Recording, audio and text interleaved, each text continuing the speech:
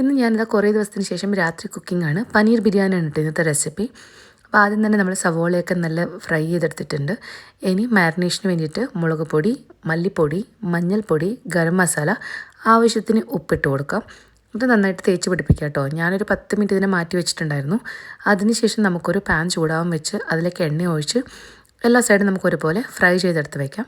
ഇനി മസാല ഉണ്ടാക്കാൻ വേണ്ടിയിട്ട് കുറച്ച് എണ്ണ ഒഴിച്ച് കൊടുക്കാം. അതിലേക്ക് സവോള ഇട്ട് കൊടുക്കുകയാണ്. സവോള നന്നായിട്ട് മൂത്ത് വരുമ്പോൾ നമുക്കിതിലേക്ക് ഇഞ്ചി വെളുത്തുള്ളി പേസ്റ്റ് വേണം. അതിനുശേഷം തക്കാളി ഇട്ട് കൊടുക്കാം. എന്നിട്ട് നന്നായിട്ട് മൂപ്പിച്ചെടുക്കാം കേട്ടോ. ഇന്ന് എന്നെ ഹെൽപ്പ് ചെയ്യാൻ എൻ്റെ കൂടെ തന്നെ അശ്വിനും ഉണ്ടായിരുന്നു. ഇനി ഇതിലേക്ക് മസാലപ്പൊടികളായിട്ട് മഞ്ഞൾപ്പൊടി വേണം, മുളക് പൊടി, മല്ലിപ്പൊടി വേണം, പിന്നെ ഏതെങ്കിലും ഒരു ബ്രാൻഡിൻ്റെ ബിരിയാണി മസാല കേട്ടോ.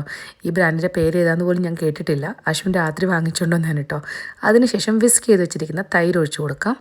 എന്നിട്ട് നമുക്കതിലേക്ക് നമ്മൾ ഫ്രൈ ചെയ്ത് വെച്ചിരിക്കുന്ന സവോള, പിന്നെ മിൻറ്റ് ലീവ്സ് വേണം. അതിനുശേഷം നമ്മൾ ഫ്രൈ ചെയ്ത് വെച്ചിരിക്കുന്ന പനീർ ഇട്ടിട്ട് നന്നായിട്ട് മിക്സ് ചെയ്തെടുക്കുകയാണ്.